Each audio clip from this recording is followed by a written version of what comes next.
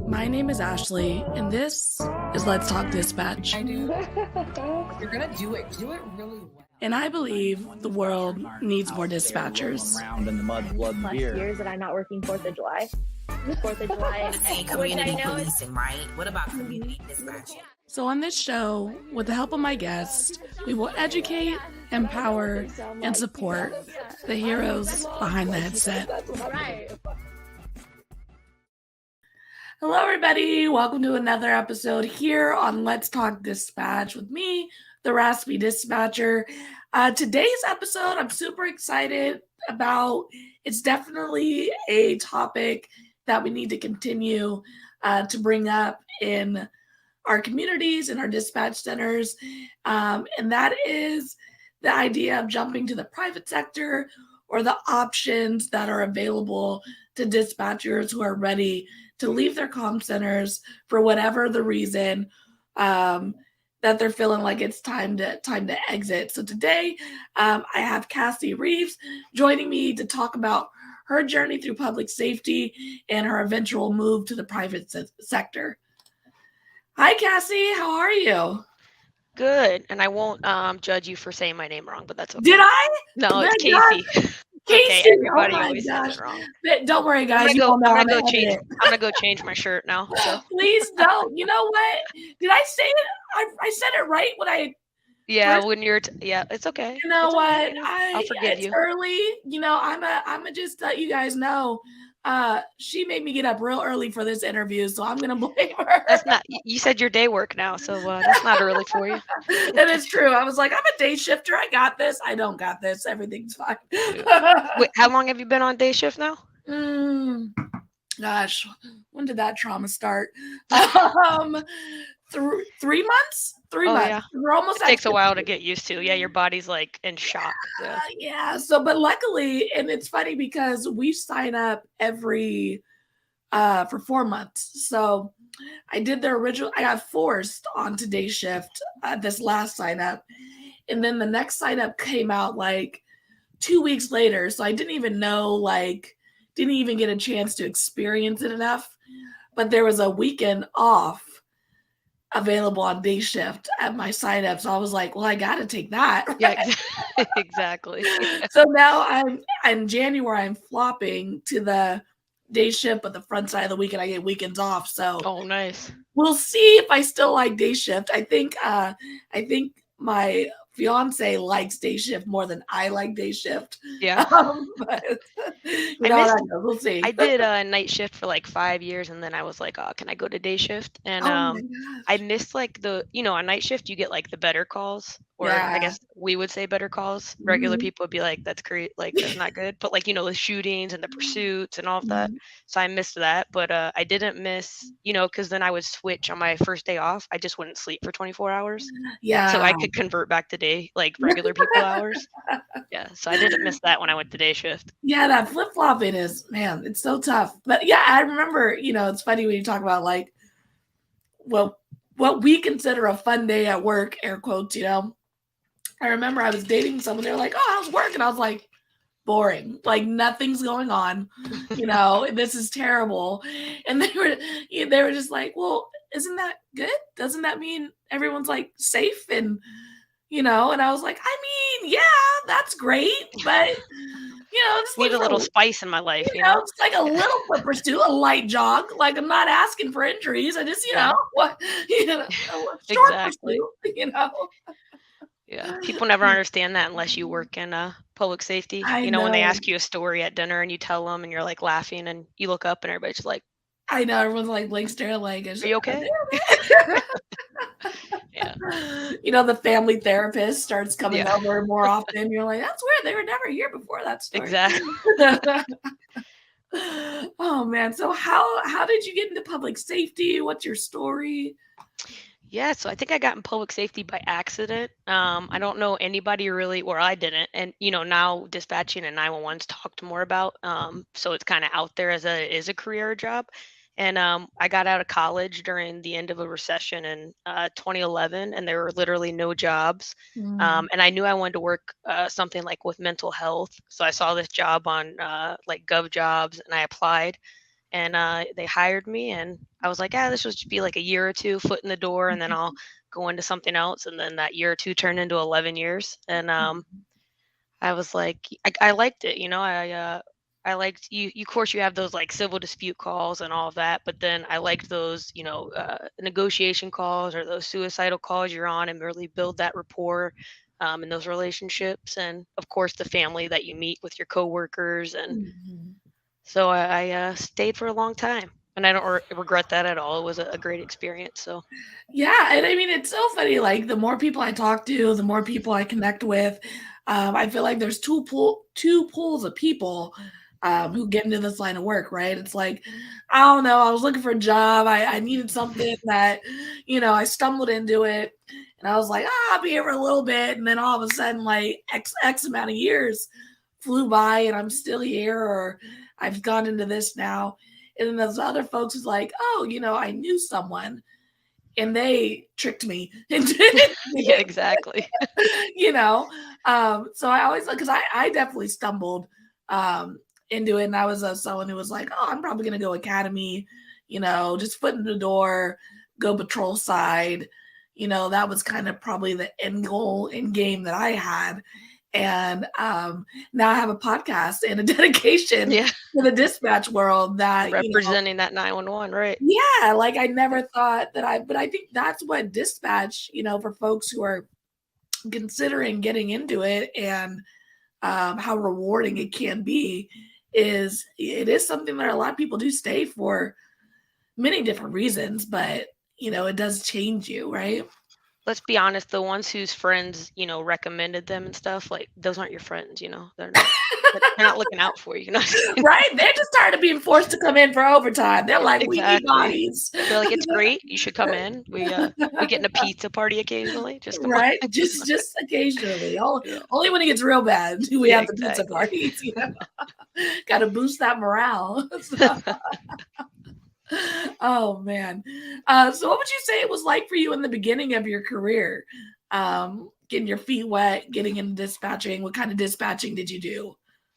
Yeah, so I worked for Fairfax County, which is pretty large. We have one of the best dispatch centers. I mean, people from all over the world would come visit to see our center.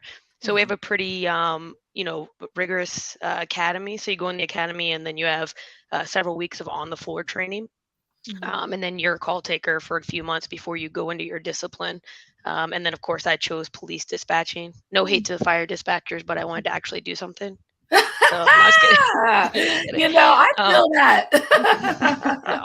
no.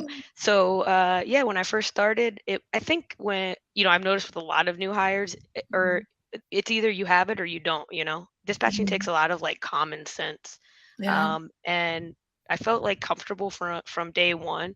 I came from a household where there was a lot of like domestic issues and like mental health issues. So I feel Mhm. like I grew up knowing how to speak and like negotiations and things like that. So it just kind of Mhm. came naturally, and I fell in love with doing that. And you kind of build relationships with the people that are calling, and also your coworkers there. And then of course once I got over to police dispatching, I was like, yes, this is awesome. Mhm. Being able to build those connections and make sure all those guys and girls are staying safe. So Yeah, it's funny. Like I have no urge to dispatch medical. Like yeah, no inkling. I've always done police dispatch, and when I recently lateraled, like that was one of the things I made sure to like. Do you guys dispatch medical fire? I don't want any part of it. I just yeah, want police. Not only because I don't want to like read off a script. I kind of like the being able to wing it per se. yeah, Um, but it's just like medical. It's just like you already got someone who you can barely get control of in a crisis, and then right. you're trying to get them to perform CPR or like do a life saving XYZ. So like, shout out to the folks who have to do that in the medical world. Because it sounds tough, and it's something I don't want anything to do with. Right.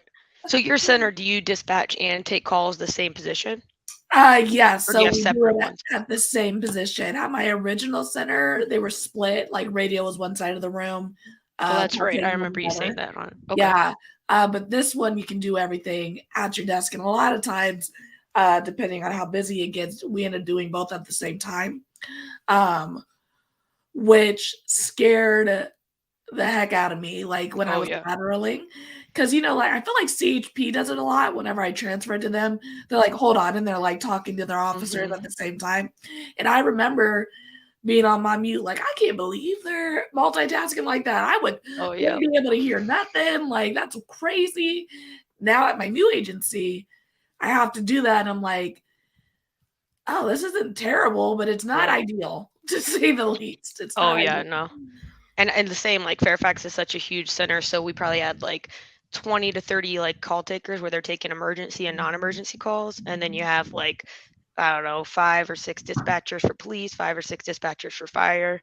So, and not doing, both at once. And then same, I would call like city of or town of, and they would be doing calls and dispatching, and I'd be like, oh man.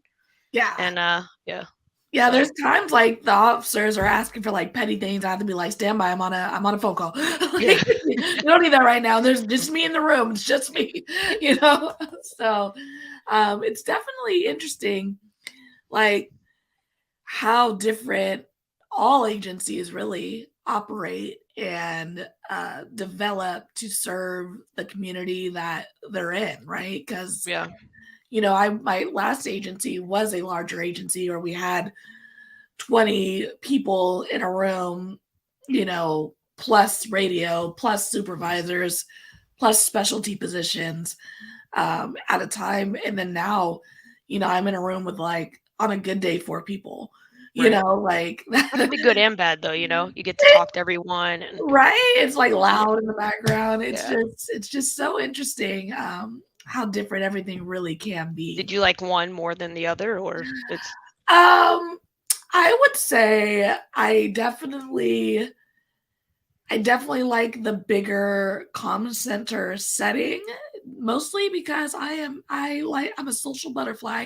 I like to be able to plop around the room and talk to different people, and with the smaller center, it's really just you and that other person sometimes.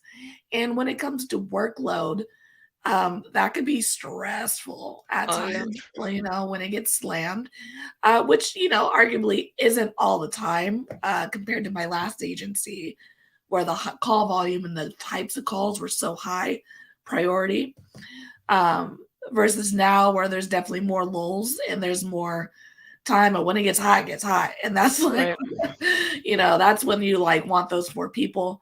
So I don't know. I guess it's both have their pluses and minuses, right? Yeah. Do you remember any of your like first calls for service, any of your early calls, and like how that went for you? Yeah, I actually was just talking about this not that long ago. One of my first calls was where my trainer had sit farther away from me, so it was kind of like me taking it with no help. And it ended up being this EDP mental caller that calls all the time, but of course I was new, so I didn't know. So everybody else would hear his voice. Once you're there a long time, you're like, oh, here goes Carol again. Yeah. So I didn't know, and I just wanted to it was Christmas, and I felt really bad for him. So like I'm talking to him about his cats and all this, and my trainer doesn't even say anything because he was probably laughing, and I'm like talking, and the next thing I know, he's like saying very sexual things to me. And meanwhile, I'm like, you barking up the wrong tree. I was like, even though it wasn't like an emergency type call, it was still helpful because it teaches you get so many. I don't think general citizens realize how many, EDPs or people suffering from mental health issues there are out there. I know I didn't. And those people call in all the time. And so you have to learn how to like talk to them, even if, you're like, I gotta, I don't have time for this. You still have to like talk to them and make sure they're okay. Cause one day it could be that they're having an emergency. Yeah. And I mean, I've told like people, I'm like, yeah, I've told people I have pets that I don't have. And they're like, what do you mean? I'm like, well, someone who's having a crisis and they're like freaking out about their pet or like something's going on. And be like, oh my God, like, my bird that happened to my bird too. And they'd be like, oh my God, you have a bird? I'm like, yeah, like it's at home. I give it a name. And then, it makes the person feel better. And they're like, I'd hang up and my coworker who's like in my pod would be like, you have a pet? I'm like, no, I ain't got no pet. They're like, what? Yeah. Did you just lie? I'm like, I mean, it was a white lie to make them feel better. Like, I don't know. I thought it was valid. Yeah. But sometimes you have It makes them feel better. Yeah. Yeah, you have to kind of relate to people, and we do have a lot of frequent callers. I mean, at my old agency, we had one, and they would call, maybe once a night, and they'd be like, hello, this is so-and-so. And you're like, hi, so-and-so. Yeah, exactly. How are you? And then I would even know when they called in earlier and got someone else who's like over them, because they'd be a little more like, I'm not in trouble, am I? I'm like, you're fine. Yeah. And I'd stand up like, who yelled at so-and-so? Stop. They make me feel better during a busy shift. They're nice. There was one lady who used to call all the time, and some people would get like mad at her, and then that would make her angry and she wasn't nice. But if it was like a slow day, I would just like talk to her for a minute, and then so I started, every time she would call, I would tell her jokes, like really stupid jokes, and she would like crack up, and I was like, I love you, like, here, Right, let me just tell you some jokes for a minute. And then most of the other people, she wouldn't like get off the phone, she would just keep going on. But after I told her a couple jokes and we laughed, I'd be like, all right, I gotta work now, and she'd be like, okay. Yeah, it's so funny. And like, I mean, I get it for all the folks out there who are like, you guys need to stop promoting this. People need to only call. Oh no, I mean, there's definitely those are only like if it's slow, I'd be like, all right. But some days I'm like, look, you can't call 911, okay? You need to stop. Exactly. Like, don't call 911, call the non-emergency. I'll tell you if we're busy. But I think those folks who, they're lonely. And they're like, if I call this number, someone's gonna pick up. Right. Like it's mandated. Someone will always answer this phone. So it just goes a long way if you have the time to just take the time, right? Like take the couple minutes, make a human connection. And if you don't have the couple minutes, we love to be assertive in this line of work. Right. Just advise them we busy, Yeah, so exactly. I just don't think it does any harm if they're calling the non-emergency number. That's what it's there for. Don't call 911 with that stuff though. Oh, yeah, don't do that. No, don't do that. We don't got time for that on 911. So tell me a little bit about like how you jumped from dispatching into the private sector and what that journey looked like for you. Yeah, so I think I probably was talking about it for like 2 years. I got to that like burnout kind of stage. But it was really that last year, the environment had just changed. We had gotten like new directors. It felt like morale was non-existent, and we're being told like morale's not a thing. This is just like, and I'm like, am I crazy? But then you have like for anyone listening. Oh yeah, I said that. I'm like, it's been proven, studies and studies again, that if there's good morale, people stay longer, which reduces your cost. Because how much does it cost to train a new dispatcher that may not even stay? Yeah, that's funny you say that, because I remember day one of my academy, their opening speech, and I'm sure they did this every academy, but I was like, whoa. They were like, they gave a number, like this crazy number. That's how much it costs to get you in these seats. And I was like, they're like, we want you to be successful. Yeah, people don't realize how, and especially I always say in public safety that focusing more on recruitment than retention is deadly, right? So not only is it costing your center more, but it's also, you can't replace the experience of a seasoned dispatcher or a officer or fire department personnel, because they know what they're doing. Yeah, so once it got kind of to that point, and I did a lot of things to try to make it better and to help people out there. And I just was like, I have to look out for myself and my happiness.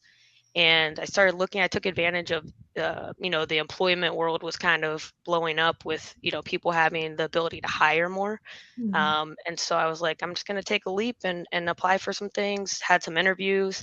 And then I just kept going back and forth. I'm like, I don't want to do this. Should I leave? Should I not leave? And I was talking to, a good supervisor friend of mine who had recently left for the public sector, and somebody else. And they're like, I promise you won't regret this. Like, there were a lot of tears. And then I came home one day, and I told you this before the show, that my wife had bought office furniture, set my office up. She knows I can't make a decision, so that was her way to be like, go ahead. So she was like, just do it. Like, we'll be fine. We'll figure it out. And she was like, if you don't like it, you can always go back, because they're not going to tell me no. Yeah, we always do numbers. I don't know. They might. I don't know. And to say I haven't regretted. I mean, there definitely was a lot of things to get used to. When I first started, if there was like a slow second, I would be like, oh, I'm going to get fired. Like, I'm not doing enough. What am I supposed to be doing? It was a lot of, and my therapist told me, and yes, I have a therapist. I'm not crazy. I think everybody should have a counselor. Yes. I think it's good to have someone to talk to. She even told me, she's like, you're used to your cortisol levels being high, low, high, low, high, low. And she was like, when you first start, you're probably going to have like a lot of anxiety because it's going to be so calm, that you're going to need to get used to that, or have something to do after, go for a walk every day, etc. So it took some getting used to, and some emotions to come out after I started. I think that all that stress and hidden events that you think don't bother you, like a month or two in, I just had like this emotional breakdown and was like crying and for like one night. And but I haven't looked back, and I'm glad I took that leap of faith. Change is definitely scary, but I think it's necessary, as cliche as that sounds, at some points. Yeah, no, for sure. And I mean, I think for those who are like, obviously, as the shirt you're wearing, the world needs more dispatchers. Yes. So we're not trying to point people away from the world of dispatchers, but the world needs more happy dispatchers, right? Exactly. Like we need folks to be happy in their career choice, excel in their centers, feel supported in their centers. And if for whatever reason, whether you're 3 weeks in or 25 years in, if you're not feeling that, I definitely advocate for you to figure out your why and what's going on.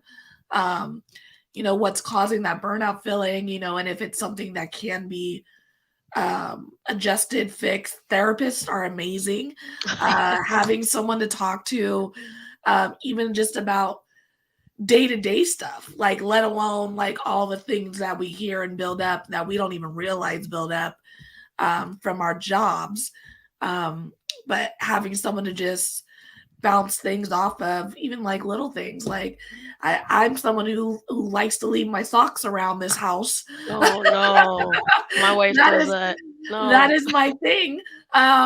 You leave your shoes on the passenger floorboard too? Like you take them off? No, I put my shoes where they're supposed to go. I don't know. It's something like I'll start watching TV and my feet will get hot, and I'm like, oh, that socks are off, and then I get tired. I gotta go to bed, and the socks are too heavy, so they get left there until the morning. But I'm sure, my fiance, I'm sure she's in her therapy session. Like, look, if Ashley leaves her socks on the damn floor, one more time, like she ain't gonna make it shift because I'm a killer. So exactly, so just talking to someone about those little nuances. It doesn't have to be big, right? Like, we don't have to have some big traumatic event just to go to therapy or find someone to play that role for us. So that's my little public service announcement. We do not. Oh no, I'm all for. I agree. I think when you say, and also a marriage, before my wife and I had my son, we were like, we wanted to get like a therapist just so we could make sure we knew it was going to be a stressful situation to talk about. And I think when you tell anybody you have a therapist for anything in your life, they're like, what's the tea? What's wrong? And you're like, nothing's wrong. That's the purpose. We don't want anything to be wrong. Yeah. So yeah, it's nothing to be ashamed of. And I know we hear that a lot in public safety, but we're also, I think we're like, this is stupid. We don't need to talk about these. Yeah. It doesn't affect me. Yeah, I definitely think we're in a good place in public safety where there's at least in the last, 5 years that I've entered it, where the conversation is shifting. Like, there's more peer support, there's more acknowledgement, there's debriefing sessions that include dispatch.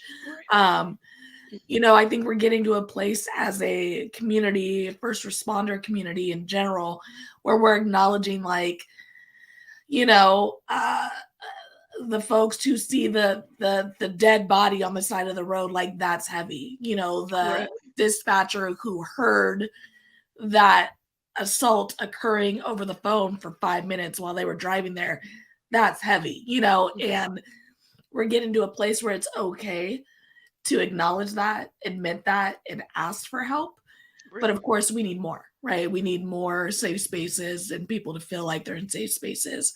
Um, but I definitely think there's been a shift, I would say, over the past 5 years. Oh, 100%. Yeah. Mhm, mhm. It's been great. Much needed for sure. Yeah. When you first started, was peer support a big thing, or just like starting to come about, or like what was kind of the vibe when you first got into the industry?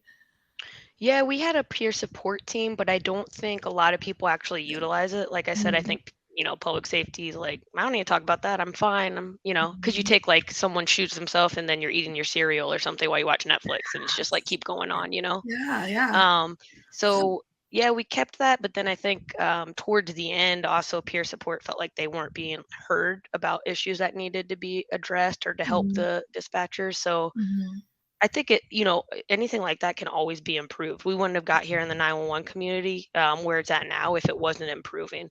And like you mhm, said, it's gotten so much better and making sure that we have those tools to utilize and help everybody out.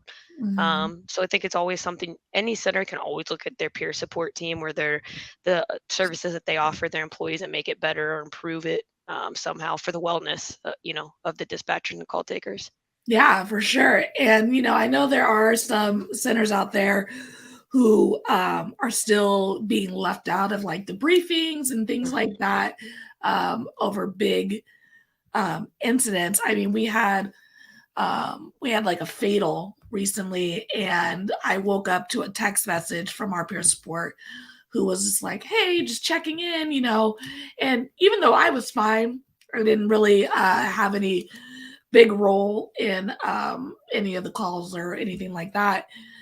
They still made sure to reach out, because I think the big thing in dispatching, and you kind of said it earlier, is like we bring all of our own life baggage and experience Mhm. into this role, right? And as you said, you grew up in a certain situation where gave you kind of tools that you utilize in the dispatch world, and I think that we need to be for those who are thinking about getting into this career, need to acknowledge that and um, be aware of any triggers and things like that coming into this line of work that you may have, and how you're gonna cope with those things, as well as those tools that you've developed over the years and how you can bring them into your center and help people. You Right. know. Yeah, and I agree. We need people that, care and people that, are passionate about what they do. And I know that it's, when the new academy comes in, I feel like you can look at them, you're like, that girl gonna make it, that girl not gonna make it, that, you could tell like, and when they get there, I think a lot of times, even after the academy, when they take that first call, I've seen a lot of people come on the floor, they're ready to go, they take their first call after they've been in the academy for a few months, and they're like, nope, it's not Yeah. for me. Yeah. So, yeah, it's obviously hard, or we wouldn't have such a short staff issue with so many centers. So, Yeah.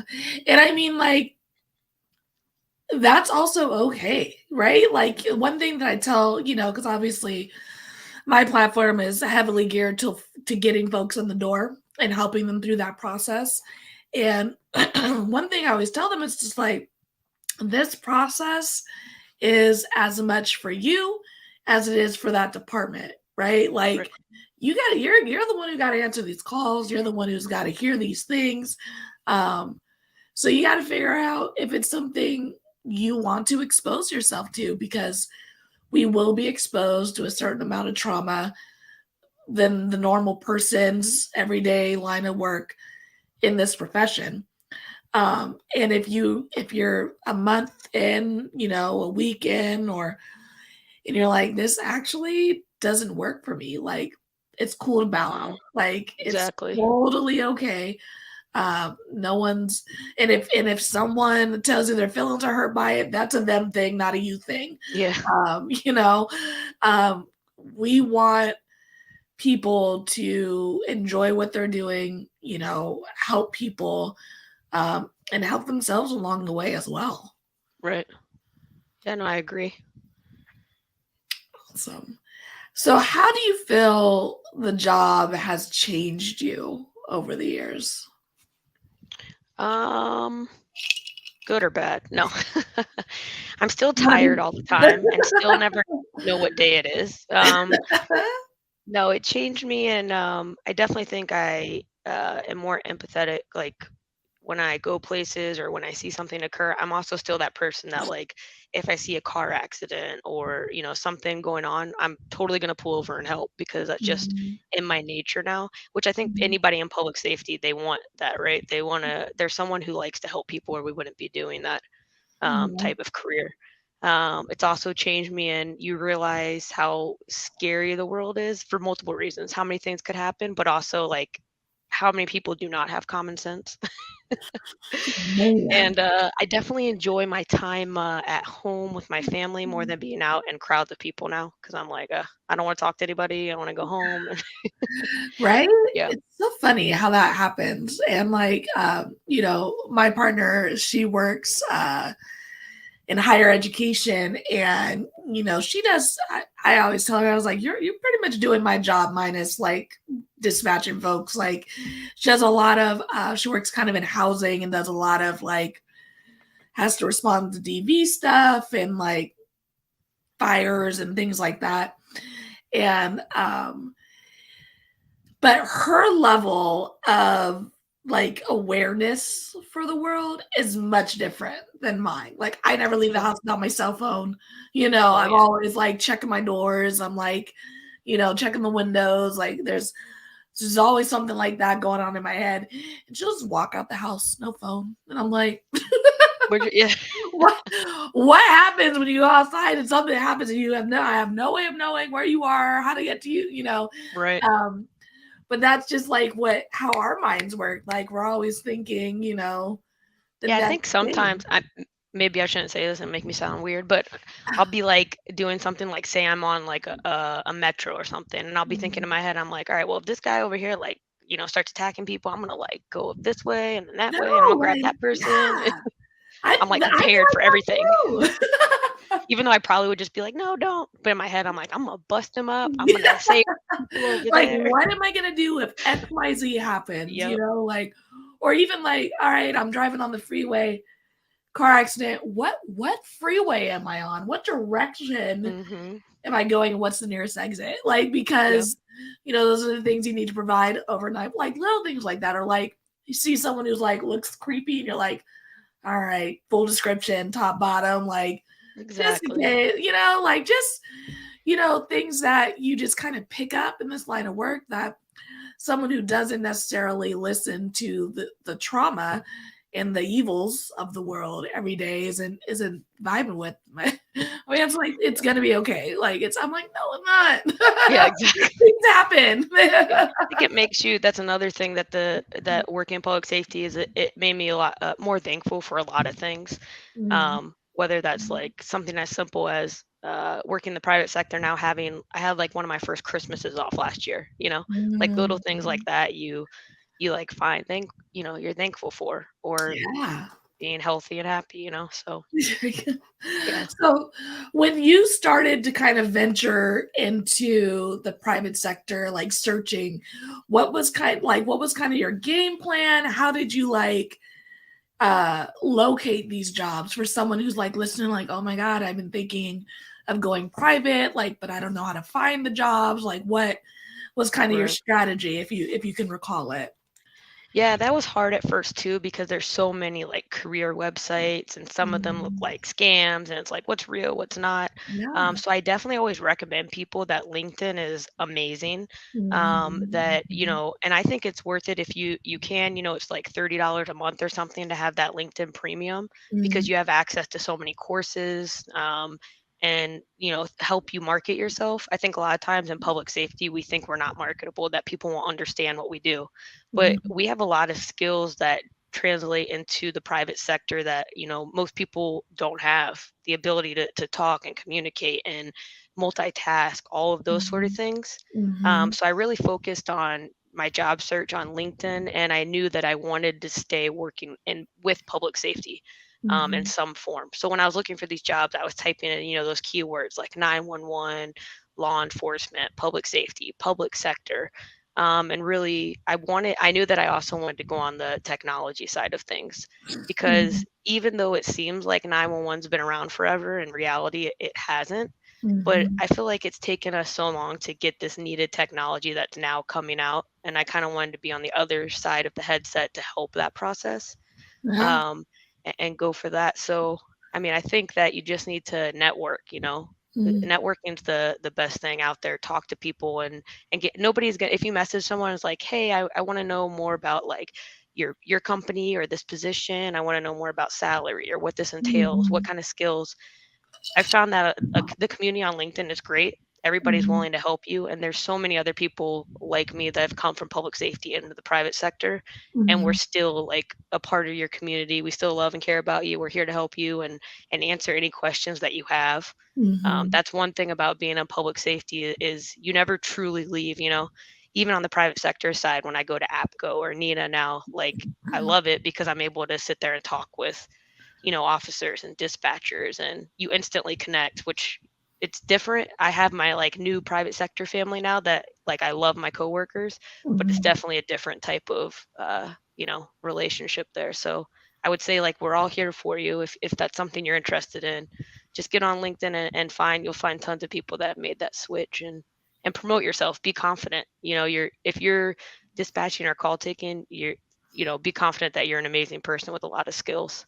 Heck yeah. I mean, another one of the things my academy professor said originally was like, once you can dispatch, you can do anything. And Right. like, I took that to heart so hard. Like, this is such a unique skill set. It's such a blanket of skills that we learn, from crisis negotiation to managing multiple priorities at a time, being able to multitask, and the list goes on. And all those things do translate to other professions. And I have to agree with you that LinkedIn is amazing. And for folks who are like, what is this LinkedIn? Never heard of it. I would say it's like the Facebook for professionals. It's all career motivated and geared, and it allows you to connect with folks in a social manner who are kind of trying to promote themselves professionally. So it's a place for more professional connections. And it is a place that I have found a lot of people in this community to help me make connections for Let's Talk Dispatch and the Raspy Dispatcher in general. Because as you said, networking goes a long way. And I've been doing the Raspy Dispatcher, like social media, for probably 2 years now. But it's this last 6 months to a year that I've actually been focused on connecting with people and bringing outside people in to get messages out. And I mean, just that networking, it just goes such a long way. Yeah, even if you're, I guess I should say, even if you're not looking to switch careers, right? I think everybody, if you want to, I mean, LinkedIn's free if you're not looking, you don't want to do the premium. Make yourself a profile, not to promote yourself, but if you're not looking to leave. But you could, like you said, you find so many people on there, whether you want to find someone that can help you advance your career or take some free, I mean, I see so many like free training classes or free webinars you can join to, help yourself with your skill set, or even take something back to your center that's going to make it a better center so that people aren't leaving, Yeah, because if your center has low morale, because low morale is a real thing, there there are people out there in these spaces, gosh, even in these Facebook groups, who are sharing these things that they're doing in their centers. The episode that's airing this week in November, Teresa, she wrote a book, a kid's book about calling 911, but during our interview, she talked about a 911 kids expo that she created within her department, Oh wow. and had the firefighters come out. Um, and they didn't just come out like with their fancy equipment and like steal the show. Like everything was geared towards, if a kid is having to talk to a dispatcher, we need them to know how to do these compressions, how to start CPR. And like Right. that's what those individual people worked with the kids on. So just like these amazing things that dispatchers are doing within their centers to make changes, is just phenomenal. And you can connect with these people on these social platforms, especially LinkedIn. And And it there's so really many like great ideas out there that, so one many. center might think of, but another one not. And, having a place where you can combine all those, that's what's going to make the public safety, specifically the 911 world, so much better. So I Yeah. definitely recommend it. I'm not, don't worry, I don't work for LinkedIn. I'm saying I think it's a great tool to have. But LinkedIn, if you're looking to sponsor, Yeah, we're exactly. available to have a I'll wear a conversation. LinkedIn shirt. So, I appreciate you. Oh, coffee's running out. That's not good. oh yeah, I got some. I'll share some. Here you go. Both got the mason jars. If you guys are watching us, virtually, we are two peas in a pod here. um, so let's see. Talked about what is life after dispatch in the private sector has been really great for you. Is Oh what I man. can tell, right? Oh yeah, it's a completely different world. I mean, in public safety in 911, like we are joking about, like you might get a pizza party or something, but you don't think about those things. And then I come in the private sector and I'm like, y'all get company credit cards? You guys get PT? This is a funny. It's not funny, but it's funny. Like Yeah. the first day, I don't know how your center is, but our center, you had to sign up for all your leave days starting in October of the previous year. Mm. So you had to sign up for all 14 days that you wanted off or whatever it was. And it's like, I don't know what I'm doing in a year, or if you needed a day off, it was like an exchange or you calling out sick. I mean, I don't recommend that. I don't do that. Never did it. Yeah. Um, no, but I'm saying, so the first time at private sector I ever put in to request a day off, I did it like, I don't know, like 3 months in advance, which like, you can just do like 2 days in advance in private sector. And Mhm. I put in this like paragraph about why I needed it off. And my boss just was like, okay, like, uh, but I wasn't like used to that. So like now I know when I put a day in, I just like put a day off. I don't have to say anything and they give me the day off. They're So like, little, your trauma is showing. Can we just reel exactly. back this paragraph real quick? Exactly. They're like, "You're all right?" Um, yeah, and so many things that maybe people in the private sector complain about, I'm like, this is great. Y'all have no idea Right. how amazing it is. And just those new skill sets that I'm learning and that I'm appreciative of that my company, took me under their wing to teach me. And yeah, it's been great. I've enjoyed it. Um, and I love it. I still miss the job of Mhm. dispatching, and I'm not recommending anybody, like you said, think about if you want to stay and offer your skill set and make things better. But also if you're realizing that you need to choose your own happiness, then don't be scared to do so. And I'm living proof as well as several others that you'll be okay. I promise. For sure. So, what advice would you give someone who is considering starting their career in dispatch? Um, I guess be confident and don't you have to make sure you're not second guessing yourself, right? Like you said, we need someone who's strong in that position, someone who has a good mindset. And if you haven't applied yet or you're wanting to apply, there's obviously tons of open positions at every agency that we need good people. And even if you just get into those communities, like you mentioned, there's tons of Facebook groups or LinkedIn, anything like that, and connect with those people. You can start training beforehand, like online academies or just learning more about the world if you've never been in the public safety world. So I guess look at all that information beforehand so you're once you get in the academy setting or you get in your training, you already kind of know what to expect instead of just coming in and not knowing. And there's so many webinars and things like that where they'll let you listen to calls or you can hear situations and learn everything beforehand. um, I say that you can never have too much information or too much education or learning, and constantly evolve yourself. So reach out to those people and listen, whether they've been in it for, a year or 2 years or 20 years. I think you need both sides of it. You need that 25-year-old veteran that's grumpy and hates everybody, but you need that like 2-3-year-old person that's been there 3 years and still exciting, loves it, and can tell you from both sides of the spectrum how much, what to look for. So it's a great career to be in, and you can do a lot of good, and you'll meet so many great people that become your family for sure. Definitely. And folks can reach out to you on LinkedIn if they're trying to connect with you. Is there anywhere else they can connect with As you? long as you say my name right. Look, we're gonna work on this privately and mend our relationship. Casey. Yeah, no. I want everyone to know I got it right before we started recording. I don't know what happened. I don't know. I don't have proof of that though, so you are. I don't remember. It's not on a recorded line. You're right, but I can go back and edit it.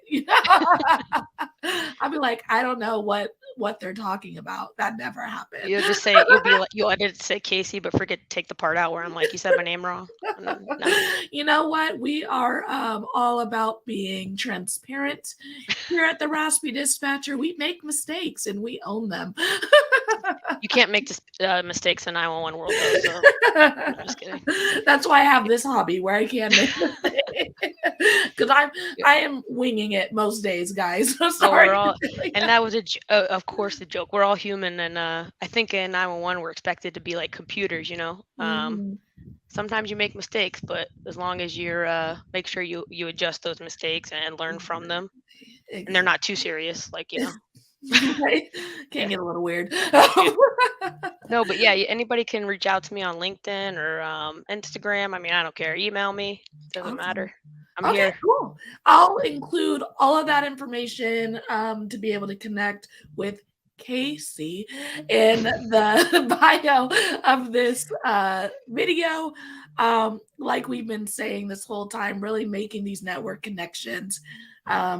Whether you are just starting your career in a comm center or you're looking to take a step out of it, it goes a long way.